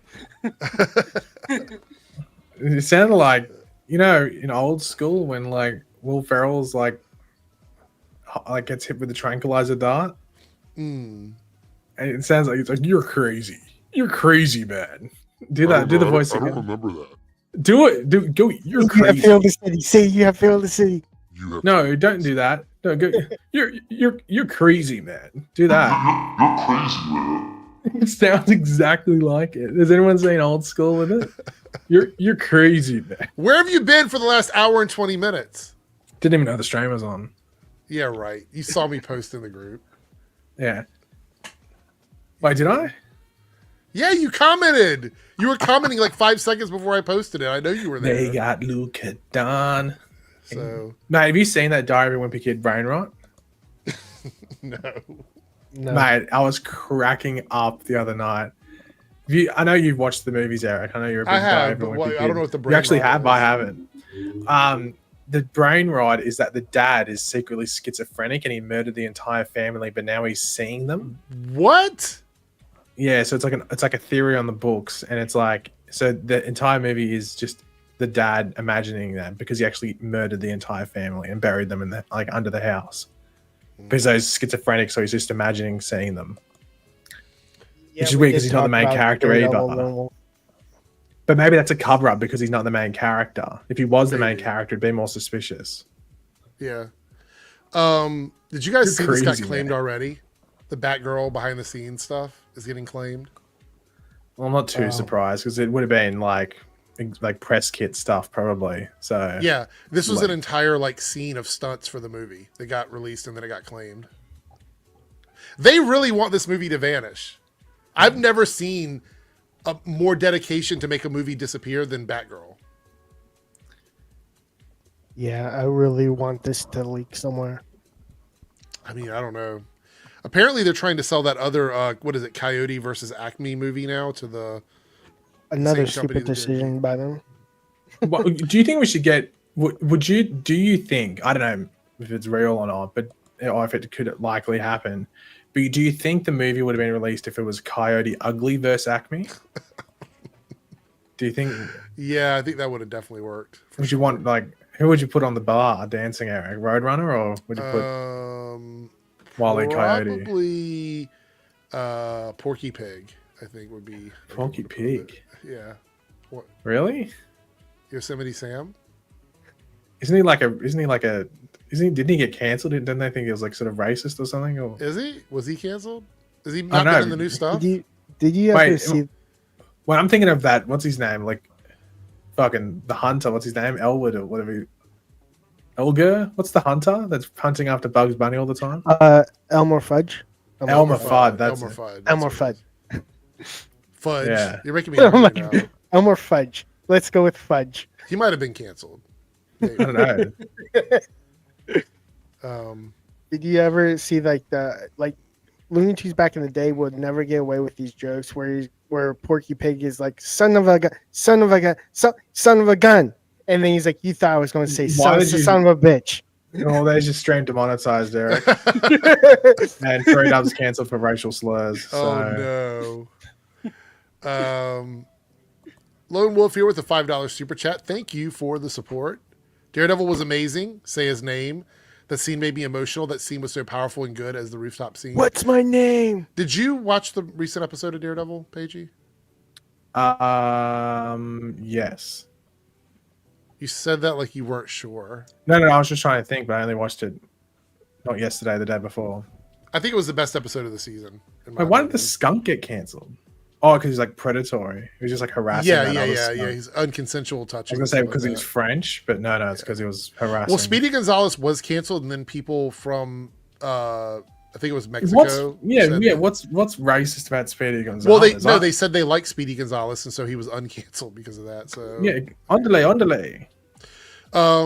What did you think of the episode? We've already talked about it, Paige. Did you like it? Did you not like it? I think it was the best episode of the season. Yeah. Yeah, I think it's just like because isn't next week a double episode? Yeah, next week. I wonder if there's a specific reason. I'm assuming that it makes more sense to release them in the same week. I think it's going to be a story that is contained in those 2 episodes, probably something that like when it ends, it makes more sense for the next episode to come out immediately. Yeah, it's like not a cliffhanger. It's more just like it stops and it just makes more sense to go pick up again. South Texas Shark with a $2 super chat. Anything interesting you've been watching?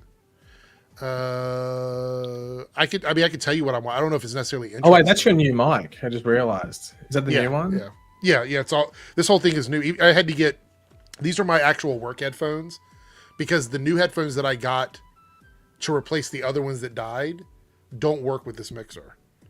So now I have to get another set of headphones to keep here because I have to take these back to work. so I don't have headphones that work with this now.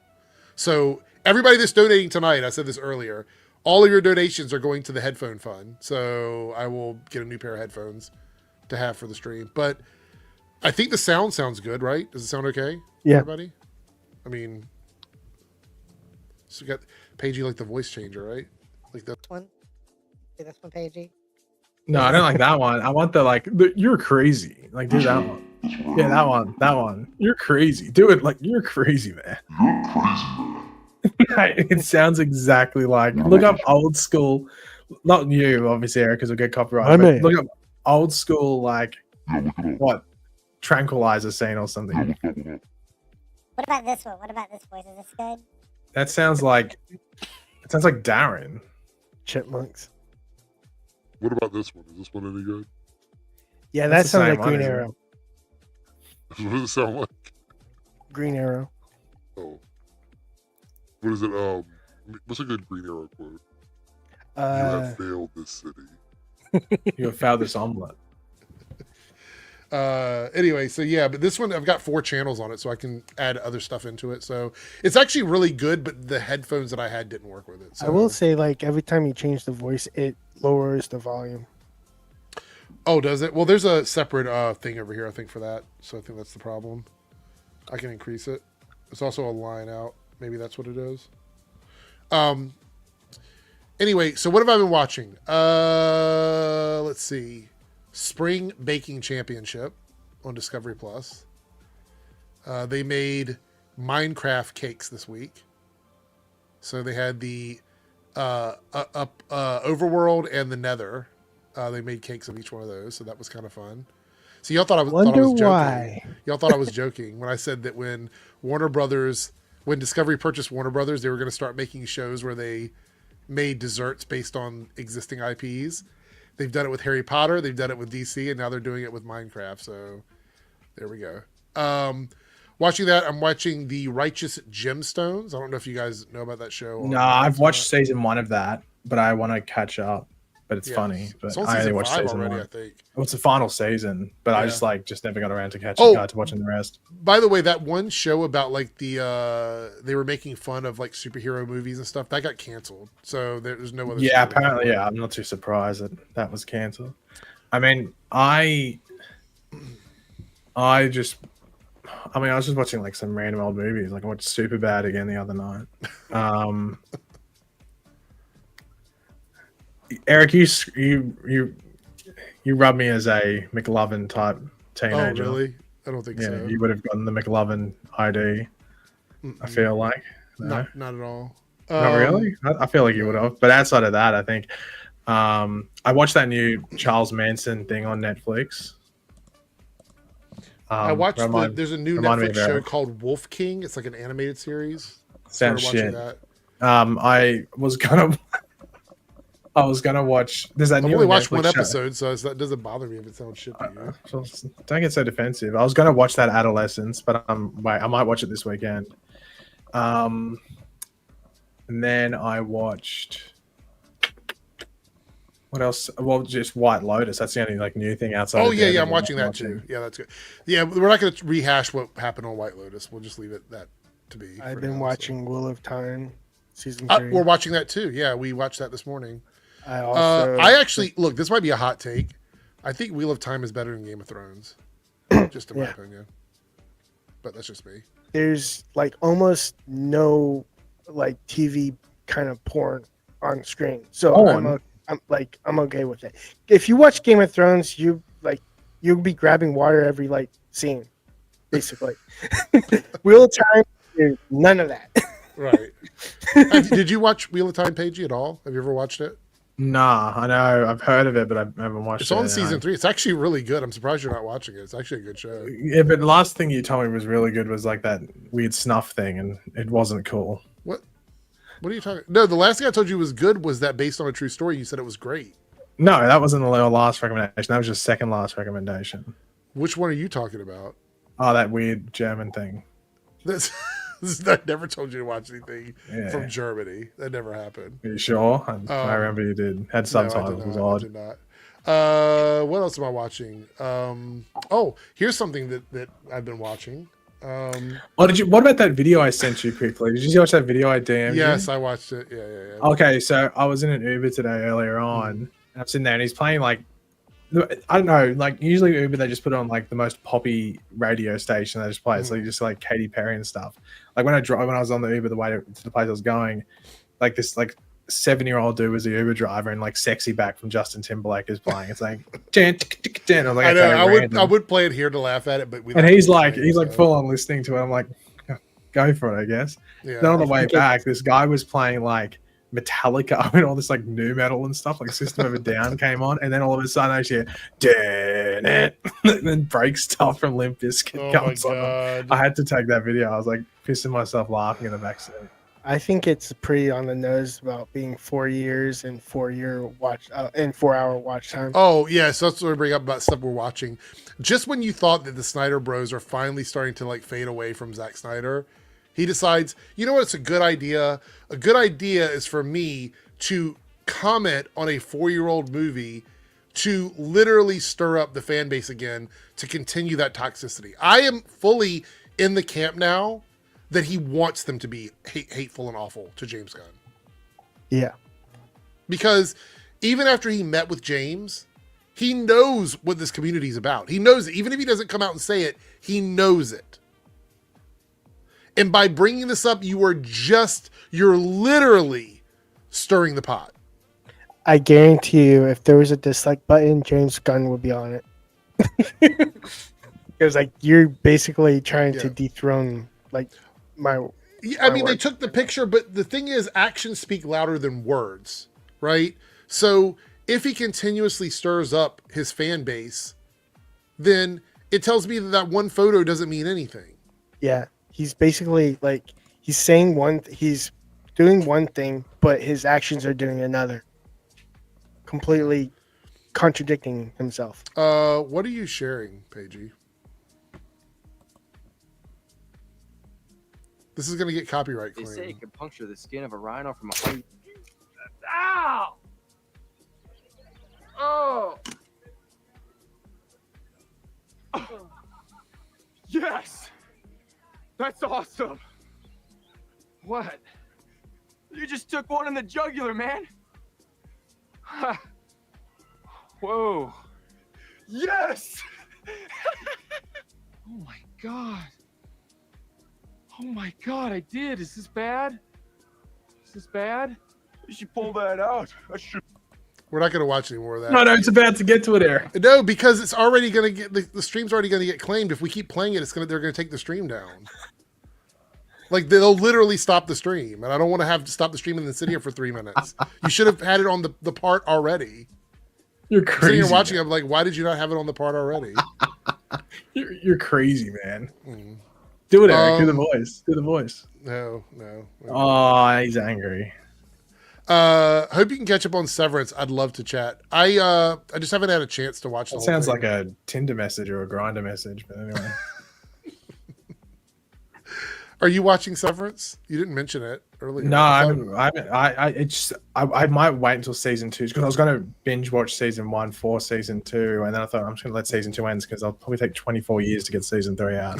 And also, like you're talking about Apple TV before, like it's weird. They always just give me a free month, like every 2 months. Yeah. When my Apple Music renews, they just go, oh, by the way, here's a free month of Apple TV Plus. I'm like, okay. Yeah. I hardly use it. I can't remember the last thing I watched on it. You know what's funny to me is, and no offense, Ghost here, I think people defend dumb stuff a lot.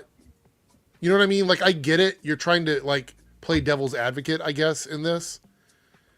Yes, clearly it's okay for him to be proud of something he did 4 years ago.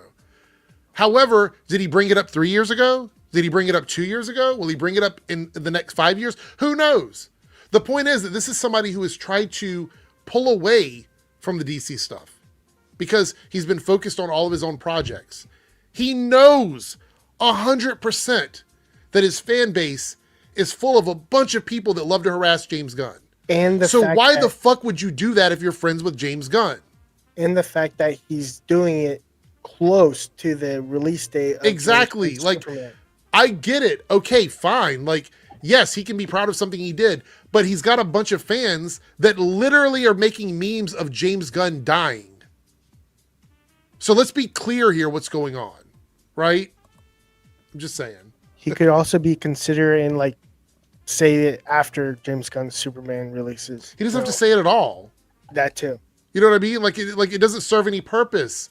Why now? It's been 4 years. It's been 3 years. Did he do that 3 years ago? No. Why did he decide to do it now, right before Superman comes out? Who knows? I guess it's okay for him to be proud of something, right? It's okay. I think it's because it's 4 hours long and it's 4 years. That's the most, like, coincidental. Like, I actually think there's a lot of people making excuses for it, and that's fine if they want to.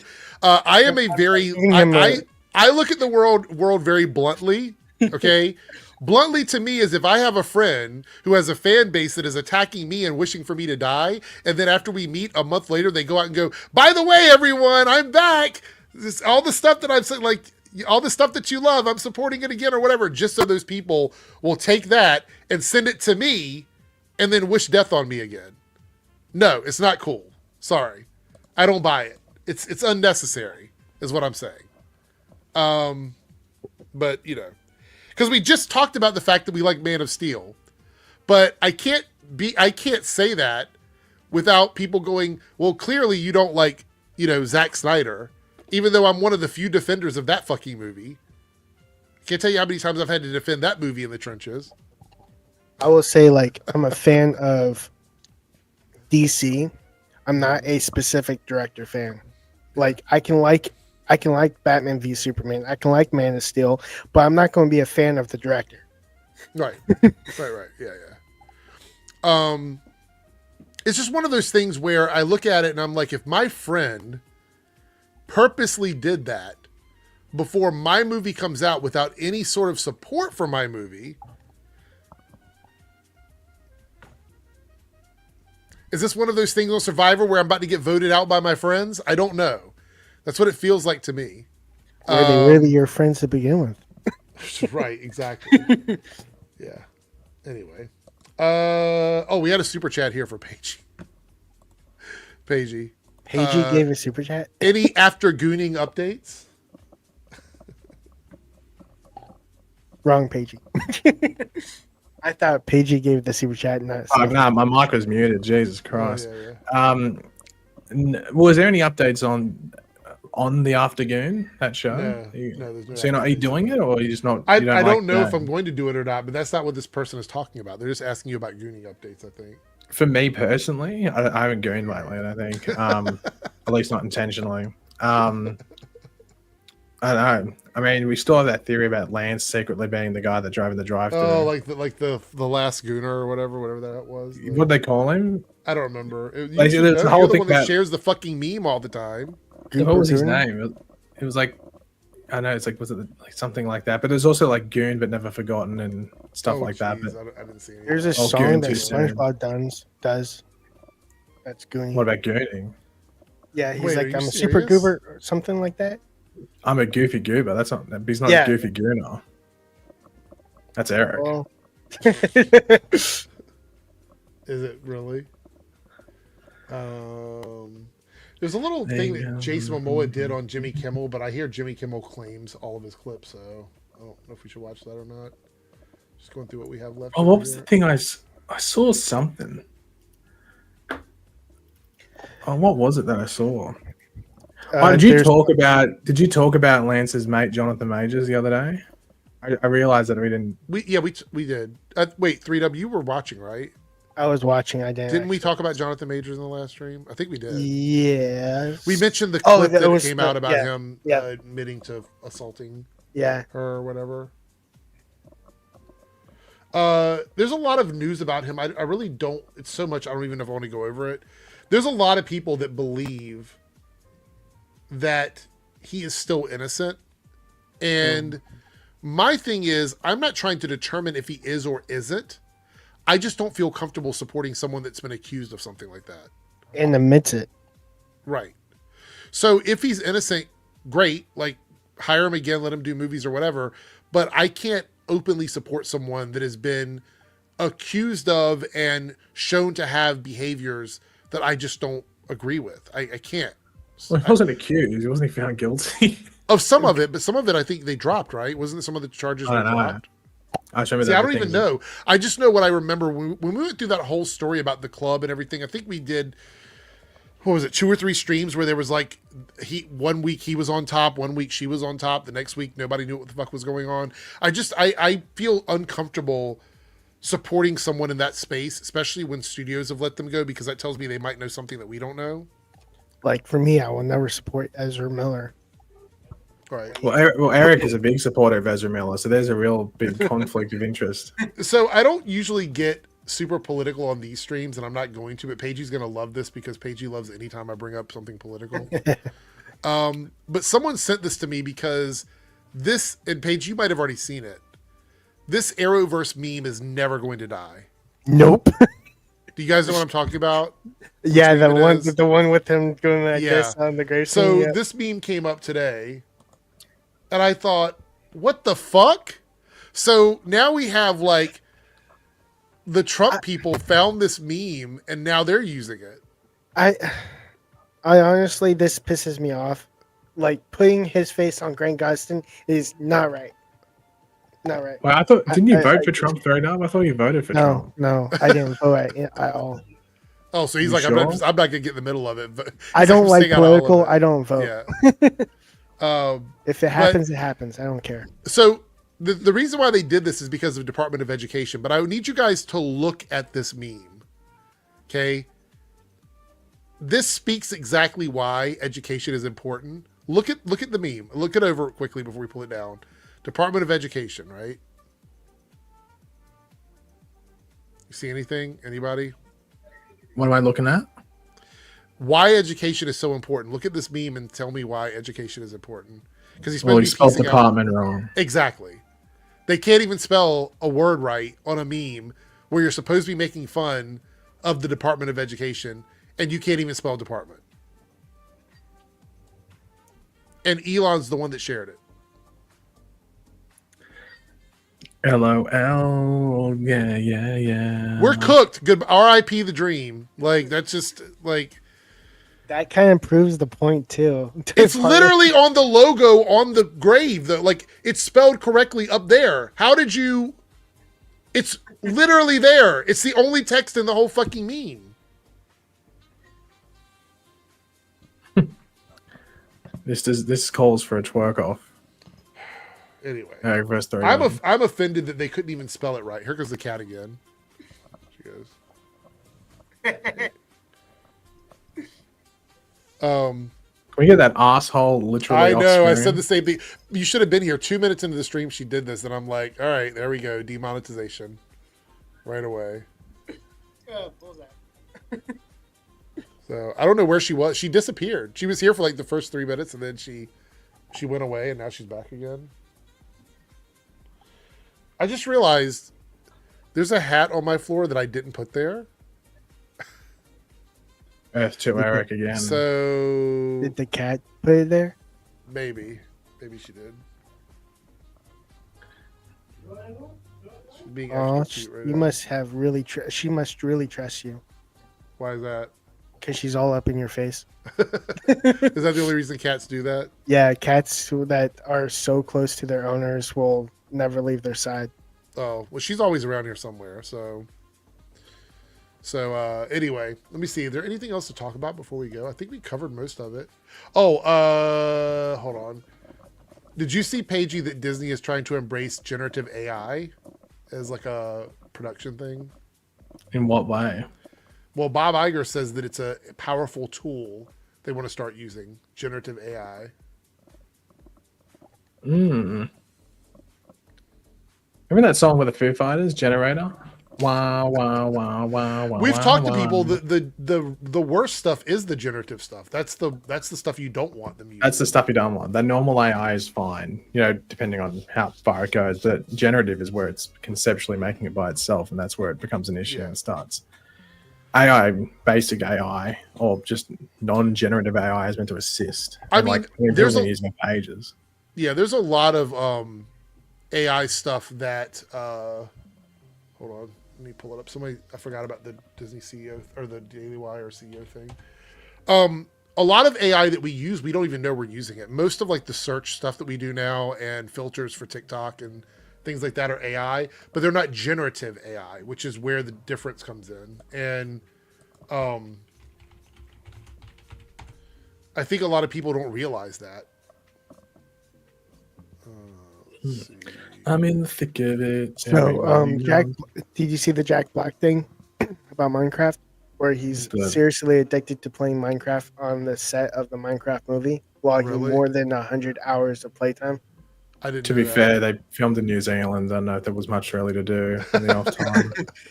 And he basically was just completely manic and hoarding stuff in the mine, searching for lapses, lazulu. Anyway, because he liked the way it sounded. Yeah. So this is the Daily Wire stuff. This is the last thing we'll talk about before we go. Apparently that Snow White movie they were doing is not going to happen now because they lost their lead actress. So RIP that one. Scoop here. Who funds the Daily Wire? Let me make this a little bigger there. All right. There we go. With CEO Jeremy Boring out of the company and the company in turmoil, let's dive into the powerful investors back in Daily Wire. Ben Shapiro and Jeremy Boring launched Daily Wire with $4.7 million of seed funding from billionaire petroleum industry brothers Dan and Ferris Wilkes.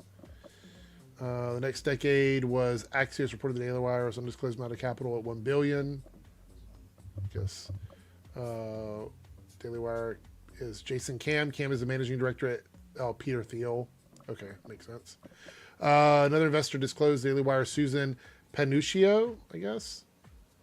News Corp, media giant that owns the Times, Wall Street Journal, News York Post, and many others. All right. All right. So while the Daily Wire brands itself as a bastion of new media, the potential influence of investors like Theo Capital and News Corp raises important questions. If these connections hold true, one should wonder the true nature of the outlet's editorial independence. Okay. Well, either way, they're in trouble because the CEO has stepped down now, and I think a lot of it has to do with them running out of money. So I guess we're not going to get any more crazy Daily Wire movies or TV shows. So I guess Daily Wire Plus is not going to be a thing anymore because they had these animated shows for kids that they were running on there. And that one Mr. Bertram show or whatever with Adam Carolla was canceled. So that's not coming back. The Snow White movie's not happening. So all maybe of the meme stuff maybe is the gone, maybe the After Goon could be on there. The After Goon, yeah, for sure. Let's see if she's going to jump. Yep. There she goes. All right. There's a little tower attached to the desk here, so that's why she's always over here. Yeah. She did the tail butt wag, and I was like, yeah, she's going to jump. Yeah. Good riddance. Eric's going to probably hold a funeral for Daily Wire now. Yeah, maybe. Maybe, possibly. All right, let's see where we are. How much time we got? Oh, the goal is over. We got 6 out of 10. You guys put in a good amount. Thank you so much. All of that is going to go towards the new headphones. So here's the deal. Saturday is going to be this upcoming Saturday. I want to be very clear because last week it was a little confusing. This upcoming Saturday is going to be the 5-hour stream. We're going to start mid-afternoon. It's going to go into the early evening. So if you guys want to stop in, you can. 3Dub's is going to be here. Anybody else that wants to stop in can stop in. Let's be specific. Tomorrow, 22nd, right? Right. Okay. Yes. Wait, no. It is Saturday Friday. the 22nd. Yes, gotcha. I want to double check the date before I agreed to it, though, before I said anything. Anyway, so we'll be doing that this weekend, and almost all of the bonus topics will be covered in that stream. So we're not going to do like news. If there's no big news stories or anything like that, we're not going to worry about it. So all the bonus topics will be covered in that stream. Have you seen that? Have you seen what they're calling the James Gunn Glazers? Mm-mm. The Gun Gooners. You just made that up. No, I'm legit. You literally just made that up. That feels no, and people are claiming it. They're taking it on. They want to be called the Gun Gooners.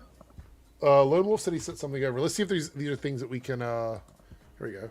Thank you for the super chat. Let's see if these are things that we can talk about here.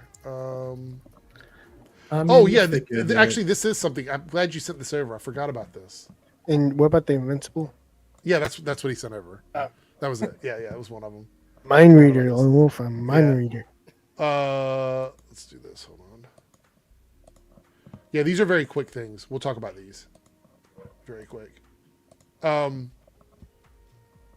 you, Lil Wolf. We'll watch the Ballerina trailer on Saturday. We have plenty of time on Saturday to do stuff. So 5 hours. 5 hours. We're gonna get through a lot of things. A lot of the stuff that you guys have tipped for will be covered on Saturday. All right. There we go.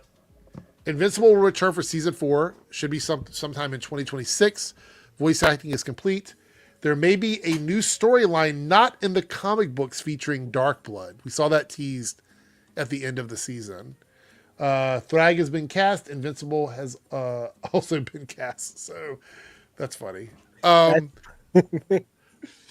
like the idea that we're getting a storyline that isn't in the comics because people spoil stuff all the time about Invincible. So I think it's funny that they're going to throw something in the season that isn't from the comics.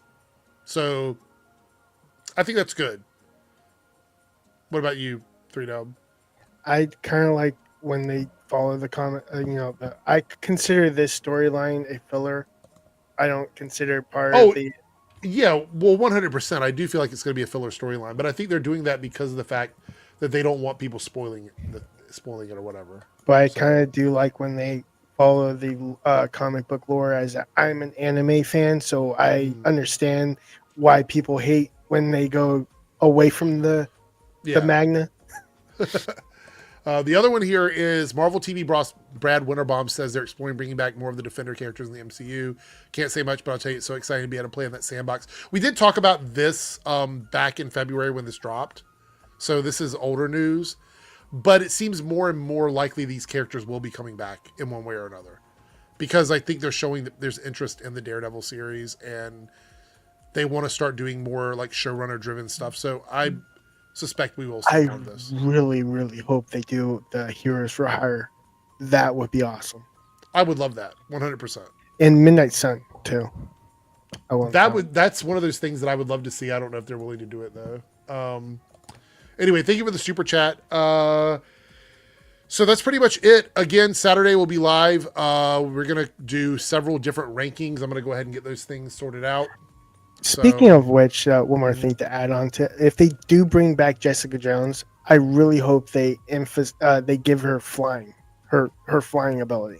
That's like one thing that was absent. Oh yeah, from the comics. Yeah, I was extremely mad. They could make it so she learns how to fly over, like she comes back and she knows how to fly or something like that.